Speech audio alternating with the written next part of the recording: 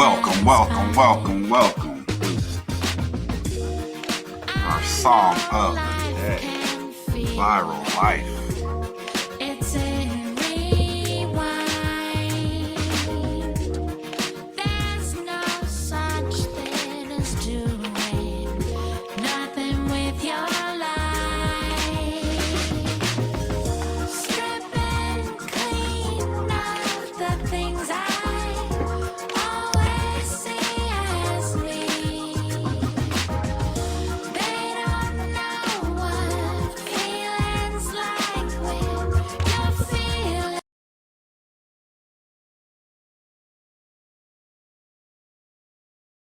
in shapes and colors in my eyes. Our song of the day, Can't keep Viral up Life. with the cars and traffic, that viral life.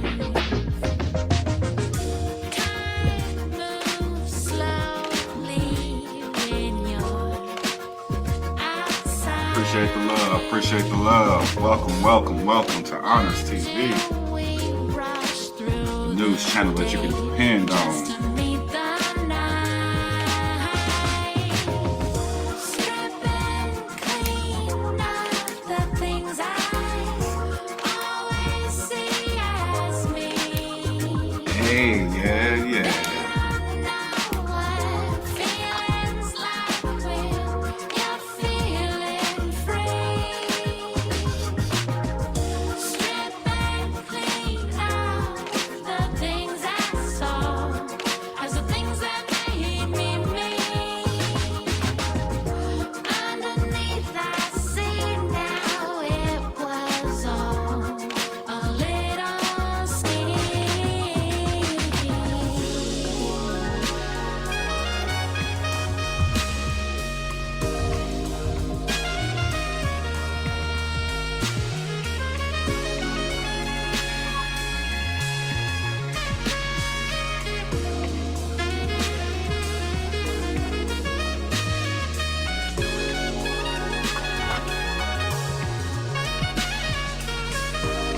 Ooh. Welcome.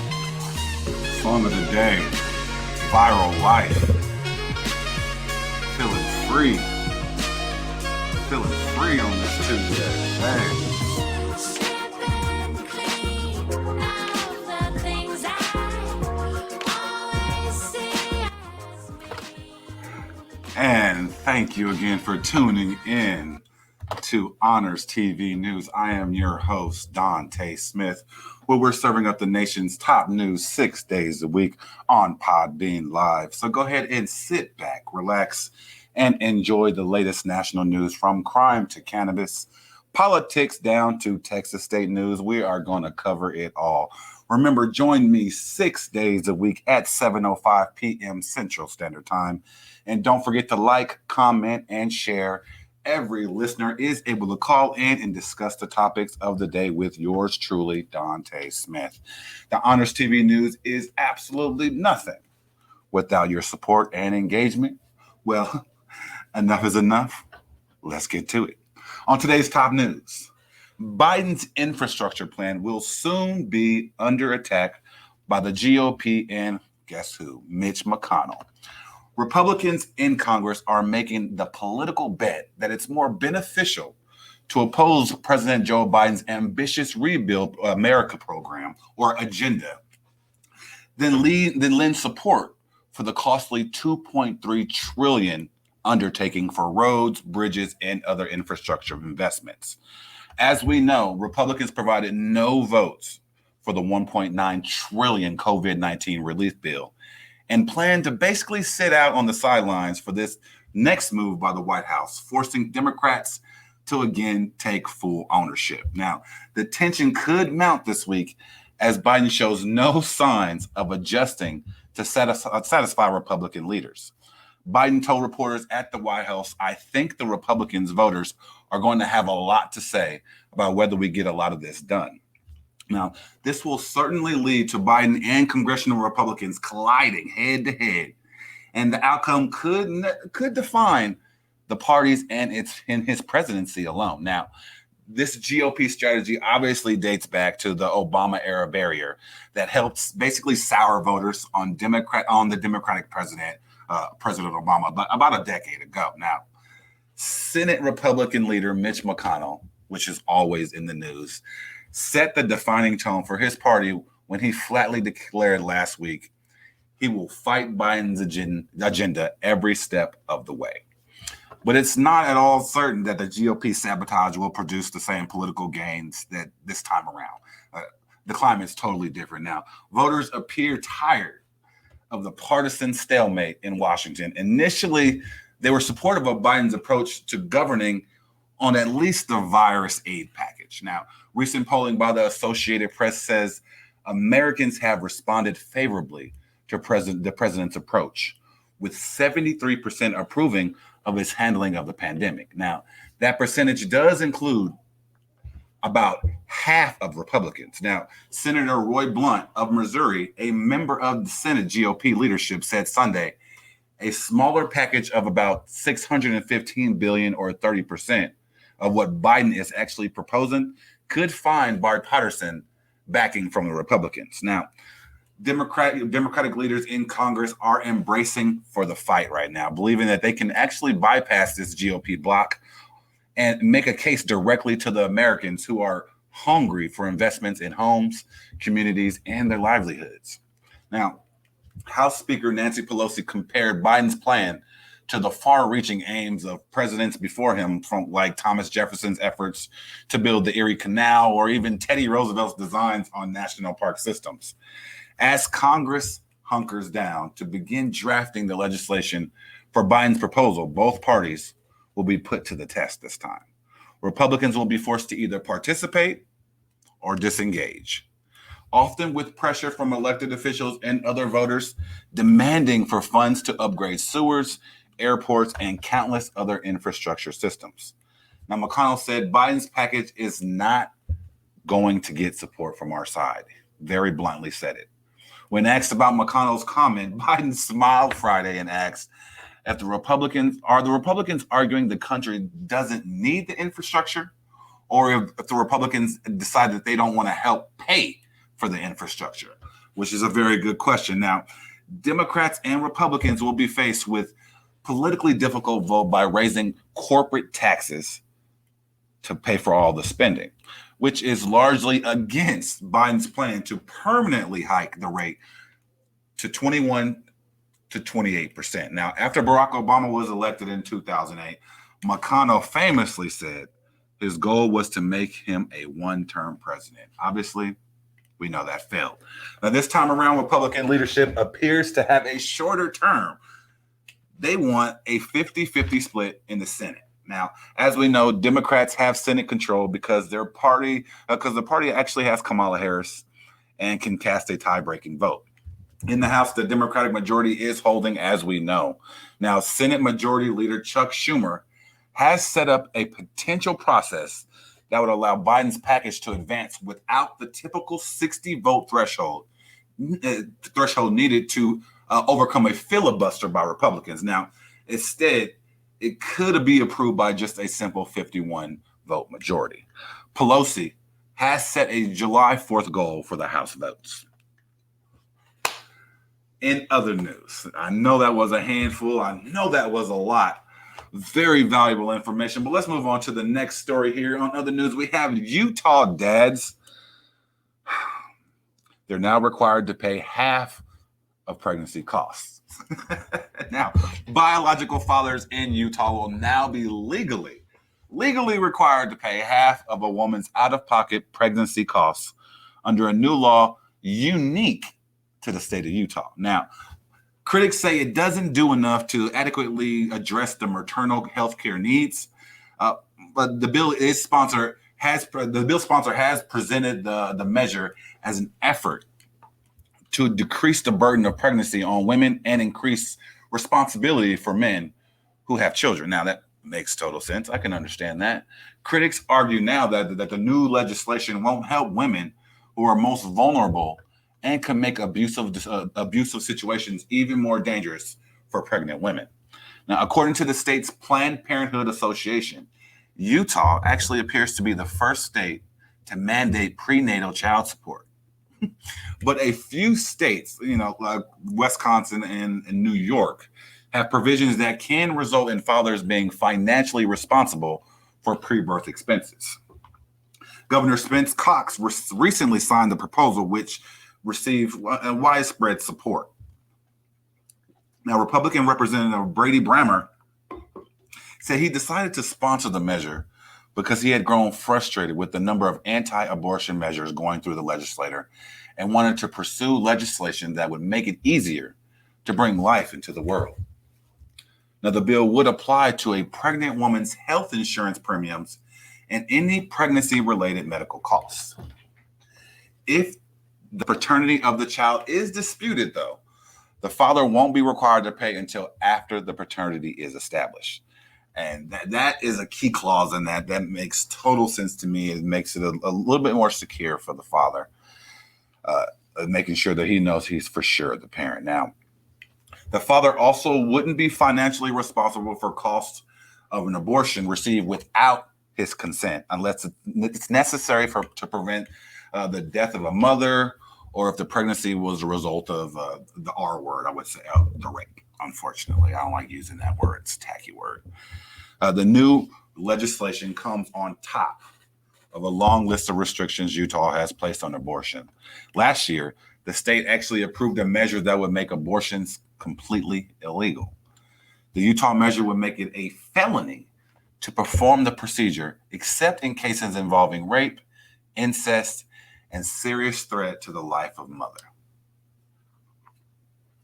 In other news, the Supreme Court dismisses case for Trump. Thank goodness.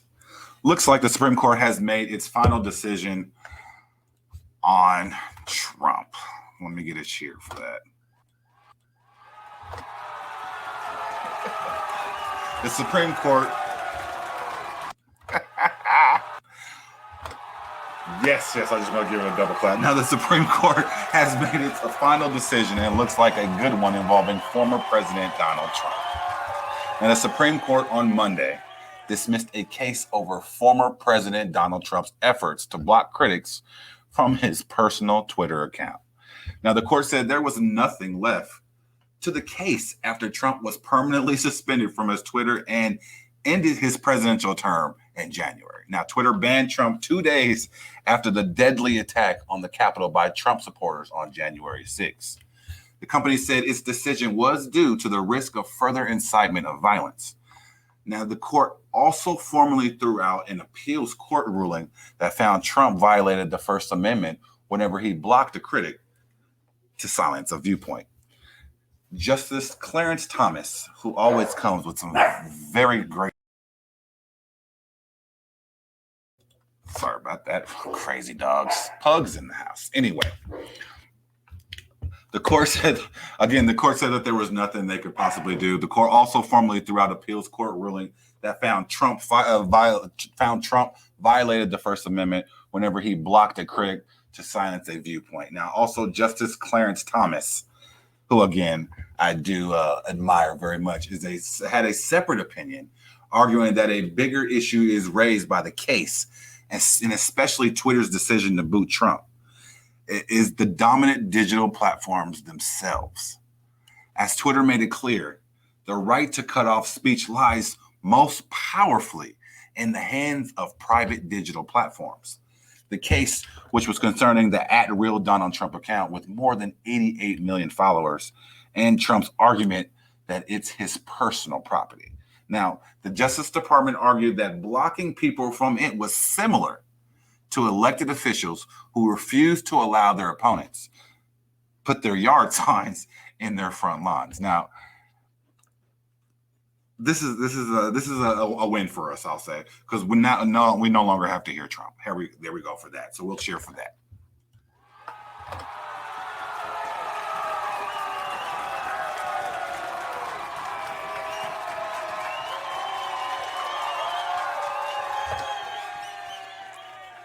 And that is awesome, man. We'll be right back with more Honors TV news and your host, Dante Smith. Now, here's a word from Credit Firm. Credit Firm Credit Repair Law Firm. What's your goal? We are all looking for that next upgrade. Some want to buy a house, maybe a car, refinance their current mortgage, or simply improve their credit. Well, Credit Firm can help you achieve that goal. One of the oldest and most trusted credit repair companies in the nation, Credit Firm is now inviting you to improve your life by fixing your credit report and increasing your credit scores. Combining superior results, unparalleled customer service, and an affordable monthly payment, they guarantee the best credit repair experience for you.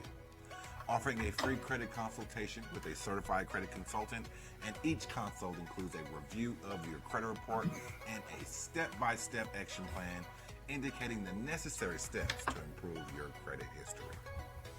At creditfirm.net, their number one priority is your credit score. With 15 years of credit experience, Credit Firm's mission is to provide an industry-leading credit repair and award-winning customer service at an affordable price. So when I say you can depend on Credit Firm to have your back through the entire process, all the way to the completion of your goal, I'm truly saying these are facts. So visit creditfirm.net and get moving onto the completion of your life's dream. I've added a link in the description to get you started.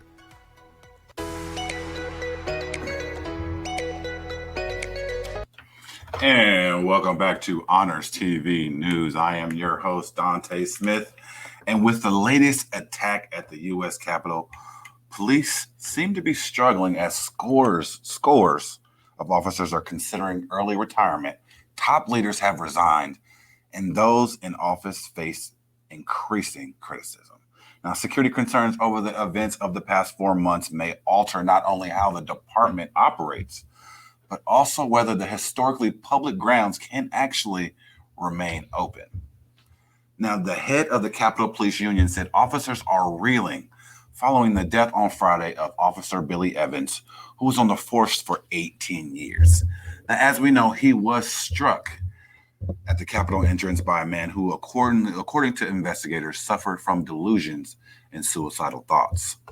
Evans' death comes after Officer Brian Sicknick, who was among hundreds of officers trying to fight off rioters without the necessary equipment or planning, died following January 6th riot.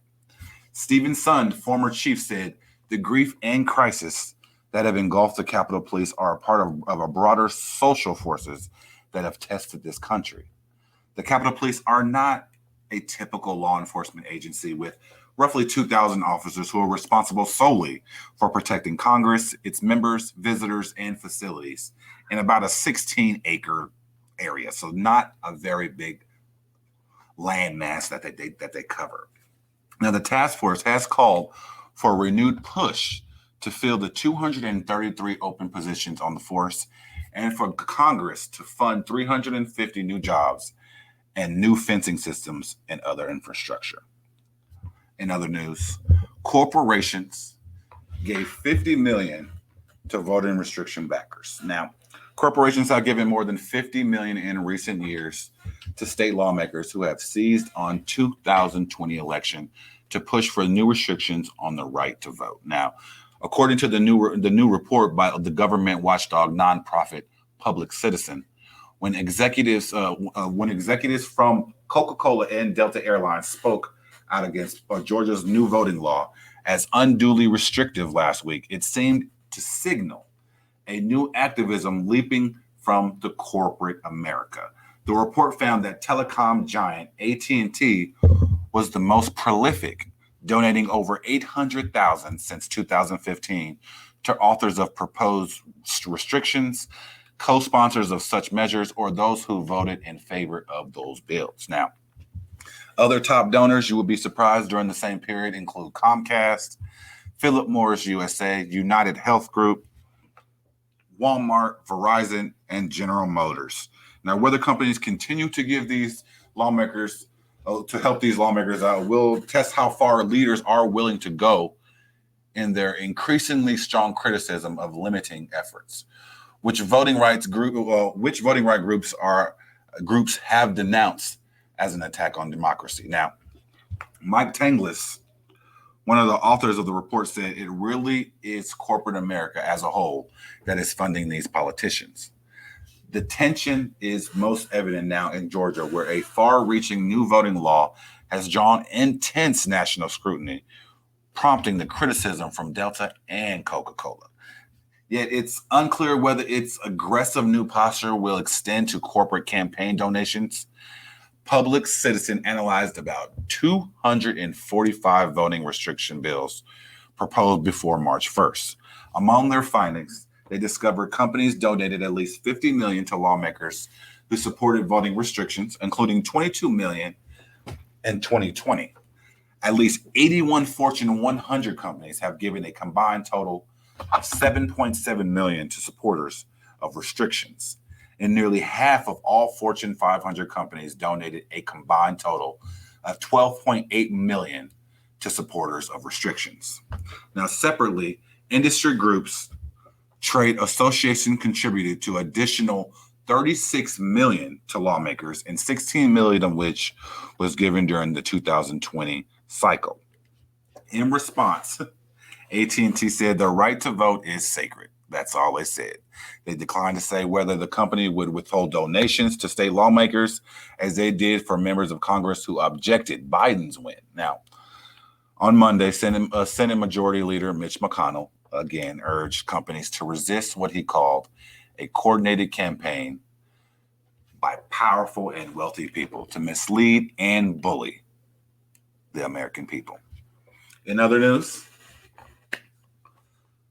some businesses want masks on as states drop the band-aids. Now, although Texas no longer requires people to wear masks to protect against COVID-19, customers do need them to go into stores. Now, 18 states currently have no mask requirements, including some that have never made face covering mandatory. Now, Texas Governor Greg Abbott lifted his state mask mandate on March 2nd, and Indiana expects to end its mandate on Tuesday. I believe California will be following suit as well. But many business owners are keeping their own rules in place, requiring staffers and customers alike to wear masks for the sake of protecting everybody, and in particular, obviously, the employees who are there consistently. Now, and we all know the law is on the owner's side. A company's premises are private property, so owners can insist that customers wear masks, just as restaurants can require that diners wear shoes and shirts in order to be served. That makes total sense. That is literally the point I consistently make. Now, Michael Jones, attorney with the law firm Eckert Siemens, said store owners, business owners have the absolute right to require customers, vendors, and anyone who comes on their property to wear a mask. It's legal as long as the owners don't enforce their requirements in a discriminatory way. Now, most retail chains require employees and customers to wear masks. It's only the safe way to go right now. And employers have an obligation under a federal law and some state laws to provide a safe workplace for their employees. And that can include requiring everyone on the premises to wear a mask. But some owners don't want their customers or clients to feel uncomfortable. What do you think about that? Would you sacrifice your health for the comfort of others or customers? Comment down below. Want to call in and discuss? By all means, call in and discuss. We would love to hear what you think. And next up, today's National Crime Watch and updates. But before we touch on that, we'll be right back with more Honors TV.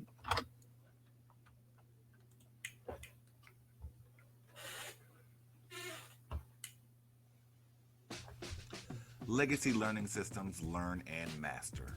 In the world of cheap, overhyped, learn this overnight instructional videos, Legacy nails it at every angle. Founded to produce truly comprehensive multimedia training courses for those who want serious instruction in the comfort of their homes. Legacy believes that learning should be fun, unintimidating, and systematic, with each new skill building on the previous one. Nearly all of us have that one thing we've always wanted to learn, maybe to sing, to dance, or even to play an instrument. Whatever it is, we all have something we wish we could do. a personal dream to even conquer. Well, Legacy Learning System now has LearnAndMaster.com, where their mission is to make difficult skills accessible through multimedia self-education courses and to bring your personal dreams within reach. Success starts with the first lesson laid out in the easy-to-follow step-by-step progression with everything you need in one place. Gone are the times you need to buy countless training videos from a patchwork of sources. Perhaps most importantly, you won't have to learn alone, as their online support community is an integral part of the learning process and free for all of their students. To get started on your Learn and Master lesson, click the link in the description to get started. Credit firm, credit repair law firm. Well, didn't mean to do that. My apologies. Hey, we're back with Honors TV News, and I am your host, Dante Smith.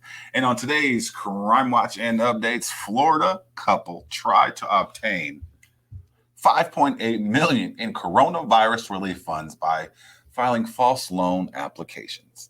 Julio Lugo, 44, and Rosaneed Bennett, 37, both of Davenport, were arrested Thursday and charged with conspiracy and making false statements to a financial institution, according to court documents. Now, Lugo has also been charged with an illegal monetary transaction. If convicted, Lugo faces up to 45 years in federal prison, and Bennett faces up to 35 years. According to the criminal complaint, Lugo and Bennett submitted at least 70 false and fraudulent loan applications starting last spring to the Small Business Administration, including 4 shell companies established by Lugo, Bennett, and their relatives. Now, they also secured coronavirus relief funds for a defunct tax preparation company that Lugo had previously used for a 2015 fraud scheme. Once the emergency loans were secured, Lugo and Bennett paid off a luxury vehicle and spent more than $62,000 at casinos and withdrew at least $320,000 in cash. Lugo later posted a Facebook video featuring a hotel room littered with $100 bills and at least $5,000 in merchandise from Louis Vuitton. The Paycheck Protection Program represents billions of dollars in forgivable small business loans for Americans struggling because of the COVID-19 pandemic. As we know, it's part of the coronavirus relief package that became federal law last March. Now, individuals that are taking advantage of the assistance should be prosecuted to the fullest extent of the law. We're all struggling with the pandemic, and we all want improvements sooner than later, but there is a right way and a wrong way. People need to get some hustle about themselves and not of the illegal variety. What do you think? What do you think should happen to these individuals? What do you think makes people commit this type of crime knowing others are just as down and out? What do you think? Love your comments down below. Up next, suburban Chicago man is charged with his relative's stabbing. A suburban Chicago man was charged in a relative's fatal stabbing who used a samurai knife to stab a 76-year-old victim dozens of times inside of the home. Now, Isaiah Jones, 20, is charged with first-degree murder in Thursday's killing of 76-year-old Jerlene Willingham in Cook County villages of Bellwood. Bear with me.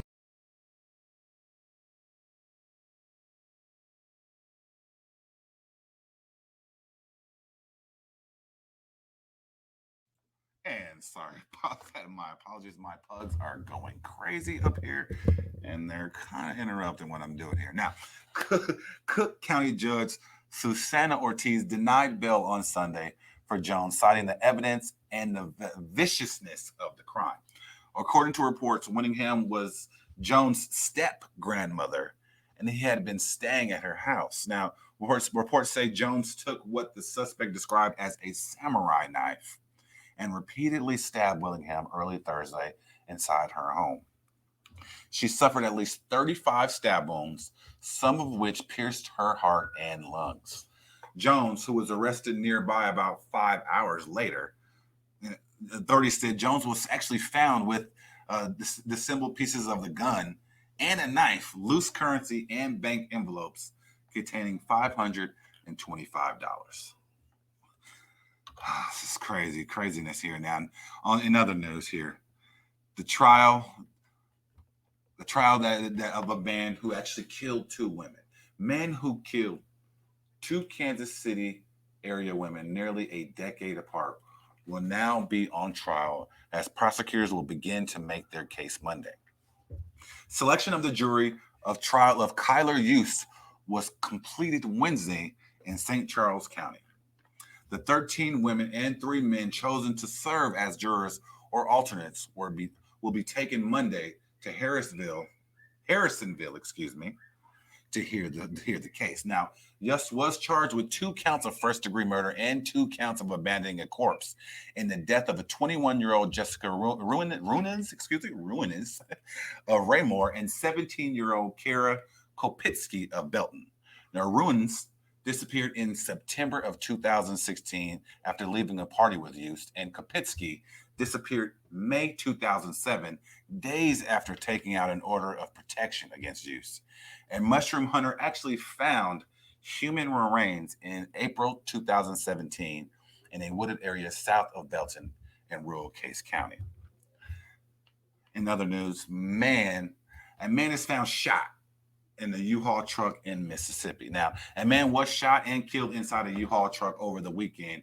Police said that they believe he was struck by a gunfire while driving the truck around 9 p.m. Sunday. He had been shot multiple times, and then he crashed into a home. But good thing no one was injured. Now, police were searching for a suspect, and they're asking anyone for information to call Crime Stoppers.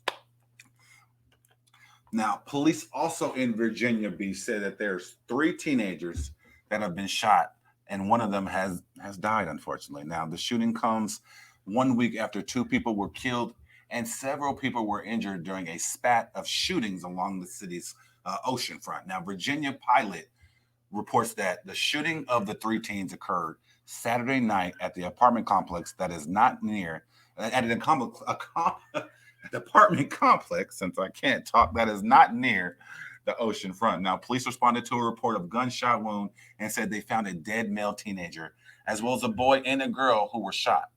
Authorities have not released the names of the teens, obviously because they're juveniles, but police said Duval Deschamps James Jr., 20, of Virginia Beach, was charged with murder and related counts. Police also said that Jarquevis Markel Webb, 19, of Virginia Beach, was charged with robbery as well as attempt to commit a non-capital offense. Public records do show that both men are being held in jail without bond. During this previous weekend, 3 men ranging in age from 18 to 22 were charged with shootings that left several people wounded along a strip of hotels and restaurants on the city's boardwalk. Police said that 2 other shootings occurred that night in the same area, and officers fatally shot a man who police say was armed with a gun, and a woman who was likely a bystander to a separate shooting was struck and killed by gunfire, police said. Both shootings remain under investigation. There is entirely too much shooting going on, and there's entirely too much negativity going on today. So next up, Odd Time for Odd Moments. It's the part of the show where we find odd stories that made the news. We'll be right back with more Honors TV News.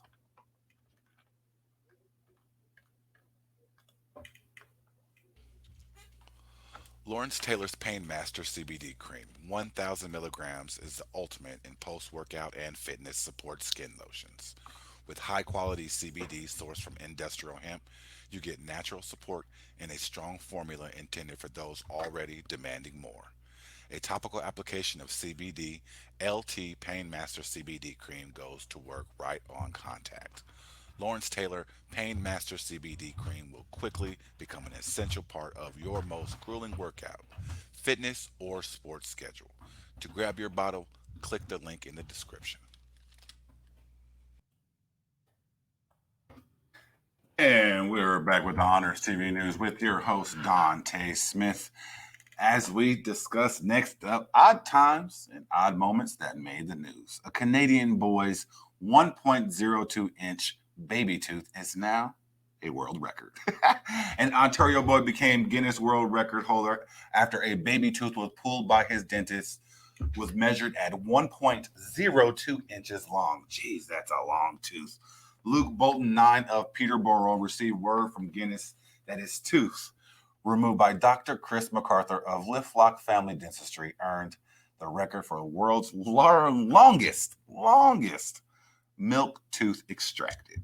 Now, Bolton's family said the tooth was removed September of 2019 when the boy was just 8 years old, but they only recently learned that their application for the world record had been accepted and they had not yet received the official certificate. Now, Craig Bolton, the boy's father, said it was a bit disturbing at first to think that it was in someone's mouth when he first seen the extracted tooth. Now, Bolton said Luke's oldest sister, Leah, suggested it could possibly be a world record. Great decision, Leah. The family is actually planning to have his tooth displayed with his certificate once it arrives from Guinness. Now, how many of us have always wanted to be in Guinness for something, but we're pretty much all average.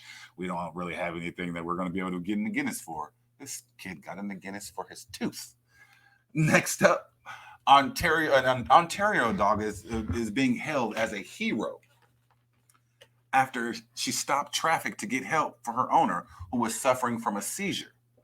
We all know how scary seizures can be. Now, Haley Moore of Ottawa says she was walking her 1.5-year-old dog Clover through her family's Stittsville neighborhood last week when she had a seizure. Moore told CTV News, "All I remember is waking up in the ambulance and being really confused, just like, what is going on?" A neighbor's security camera filled in the blanks in the story, showing Clover checking on Moore before running into the street to stop a passing truck. I watched the video. It was amazing. Now, driving Ottawa, the driver of the truck said, "She kind of backed into the road to block my truck." She truly did. She really the dog backed up, her booty up, and just sat in the road to make sure that the truck stopped. Now, another passer driver, Danielle Pilon, stopped to help, and Clover then ran off back to her home. Pilon said, "You could tell she didn't want to leave her even when we were with her, but I think it just came to her that she was like, I need to go home and let them know she needs help." Once back at the home, the dog led the family to where Haley Moore was awaiting in an ambulance. Now, Moore was not seriously injured in the incident, but doctors still haven't determined what caused her seizure. Moore said she is grateful for the help her neighbors and the outpouring of support since her seizure. Now, seizures, as we know, are a very scary thing, and I can relate with confusion a person actually feels after an episode. Seizures can be difficult to diagnose with so many deciding reasons why they could occur, and to have a dog that inevitably saved your life is amazing. It's amazing. I thought my pugs were amazing, but it sounds like there's other dogs out there that do just as much as mine. In other news, a Georgia man who received the final paycheck in $90,000 of oil-soaked pennies. I'm sure we all remember that, right? He received his last paycheck with oil-soaked pennies, 90,000 of them bad boys, from his petty employer. He has experienced a change for the better, actually, finally being able to cash out. Andres Flayton of Fayetteville, Georgia, originally found a pile of 91,515 pennies on his driveway in March with a note attached to him that read, "F you." Now, according to interviews given by Flayton to local media, the penny pile was the work of Miles Walker, owner of the A.O.K. Walker Auto Works body shop in Peachtree City, Georgia. Now, Walker had reportedly denied Flayton his last paycheck and only consented after Flayton contacted the Georgia Department of Labor. Now, Coinstar, which is known for its coin cashing kiosk, has come to the rescue. The company picked up the heap of coins in a wheelbarrow with wheels that had deflated from the staggering weight and gave Flayton $1,000 in cash. Flayton said in a press release, it was a shock and frustrating to be paid in this manner, and it was an extra burden that the pennies were covered with an oily substance. Now, that's petty. It's so petty. Spending an hour or two a night trying to clean those pennies and probably only cleaned off about $5 worth. Now, I'm sure each penny he cleaned was a big FU back to his petty employer. Now, Jim Garrity, Coinstar CEO, said the company's process approximately about 41 billion coins annually. So picking up 91,000 pennies was all in a day's work.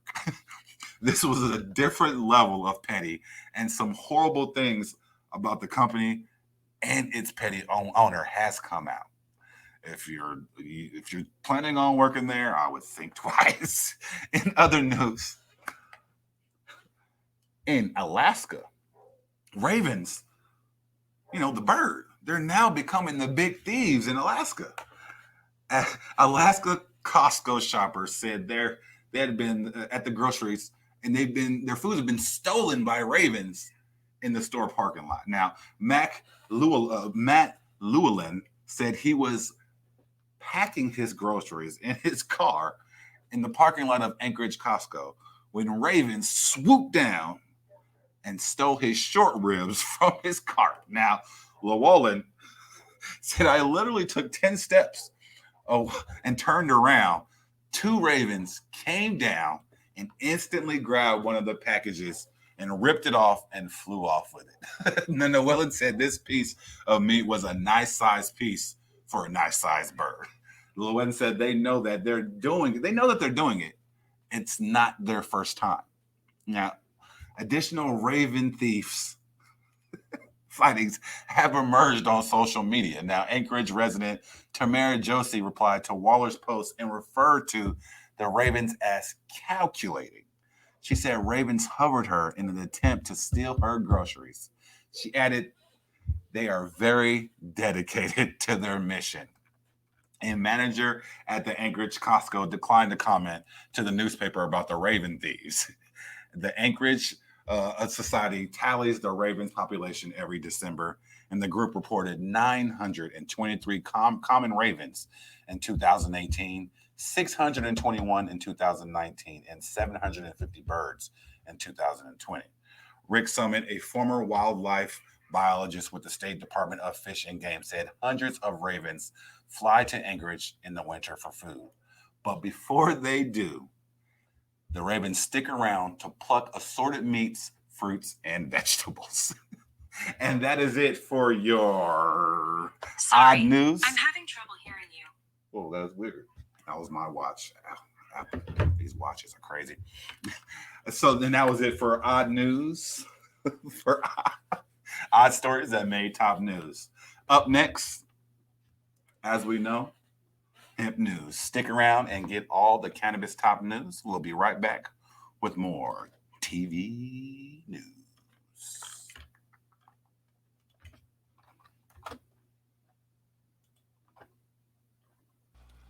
Delta 8 vape cartridges from Chill Plus offers you an enjoyable, completely legal cannabis-like high delivered right to your front door. Combined with the hybrid flavors of herbal and pine, you'll find Chill Plus CBD Delta 8 vape cartridges will have you floating on the clouds. Chill Delta 8 vape cartridges pack a powerful punch thanks to its 900 milligrams of Delta 8 THC. It's the latest cannabinoid to hit the market, and much like its cousin Delta 9 THC, it offers you a bold and buzzy psychotropic high. Hemp-derived Delta 8 is 100% legal and safe for consumption, inducing a wild psychotropic high that's ideal way to chill out alone or with friends. But you'll want to buy and buy it quickly. As with anything this novel, the federal government won't let this last. So grab a Chill Plus Delta 8 vape cartridge and experience the buzz before the authorities try to kill it. For your Chill Delta 8 cartridge, click on the link in the description.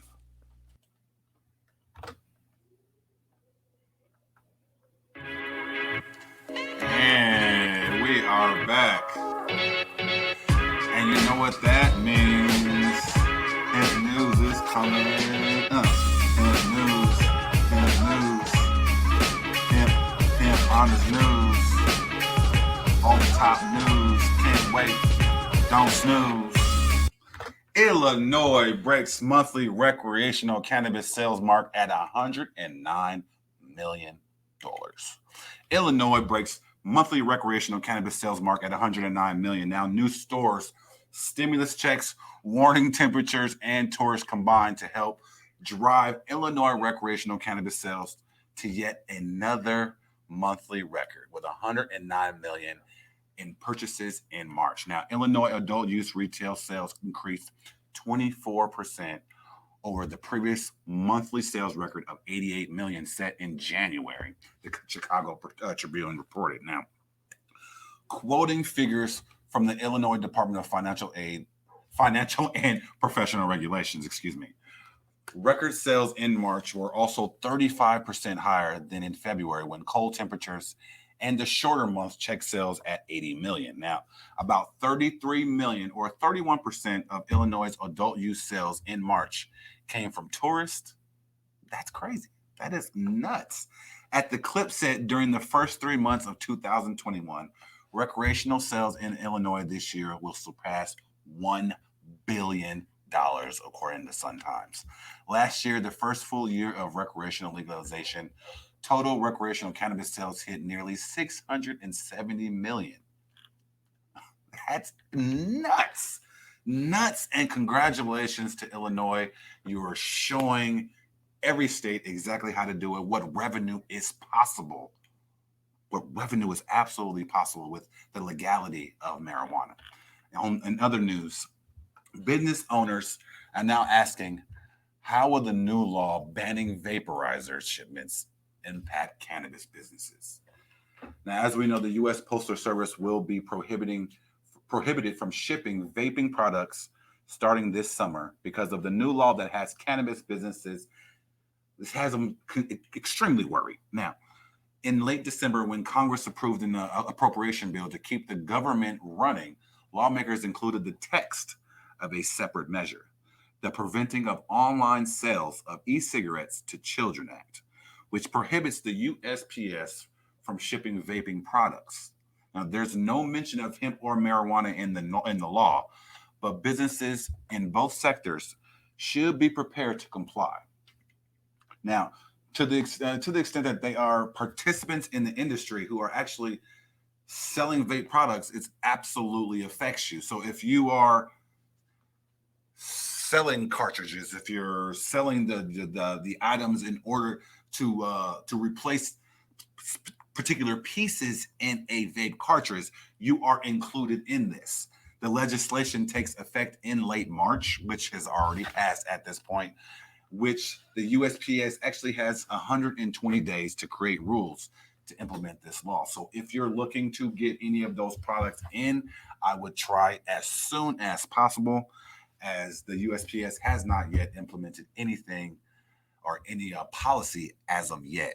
Now, FedEx and UPS already has said that they will follow the U.S. Postal Service directive and won't ship vaping products. Now, effective April 5th of this year, UPS will not transport vape products to, from, or within the United States due to increased complexity to ship those products. They gave an April 5th date. However, they have not implemented this yet. As far as I know, I've done a good amount of research today, and I don't see that they've implemented any process as of yet. Now, consumers ordered 44 million in CBD vape cartridges online in 2020, providing some measures of how often mail carriers might be used to fulfill orders. Now, under the new regulations, sellers of vaping products must do the following: ship through private companies such as DHL, which requires signature upon delivery, register with U.S. Attorney General, implement an age verification system. But business-to-business sales, whether for wholesale distribution or manufacturing, they are exempt from USPS shipping ban as long as they have the necessary licensing to operate. Now, Arnon Dumas, the CEO and co-founder of Blink Group, said the new restrictions is another attempt by the government to demonize nicotine vaping. The most important concept about this part of the bill is its intent, and that it's to curb nicotine vaping, not cannabis. Business should use the time before the law goes into effect completely to prepare for these looming changes. Now, it is suggested that the first thing these cannabis business owners do is become aware of the law and whether or not it may affect them in their business. I'm assuming each one of those owners has already done their research and their due diligence to ensure they know the regulations are fitting for their company and they don't have to close down, because I know a lot of businesses will be closed down and a lot of futures will be shut down based off of this regulation change. Now, the new regulation updates an existing law governing the taxation of cigarettes and smokeless tobacco known as the Jenkins Act, which has been in place since 1949. While the law is directed at nicotine products, the way the new legislation is worded casts a huge net. The term electronic nicotine delivery system, for example, includes any product that delivers nicotine flavor or any other substance to the user inhaling from the device. Updates to the act include CBD liquids as well as vaping products that don't contain any nicotine whatsoever. With this update to the law, you need to be prepared to pay higher prices for shipping. The punishment for violating the law can include 3 years in prison. In other news, Florida governor is saying, Florida governor is saying he does not support capping THC in his state's medical cannabis market. Now, the Florida measure HB 1455, which would cap THC at 10% for flower and 60% for concentrates.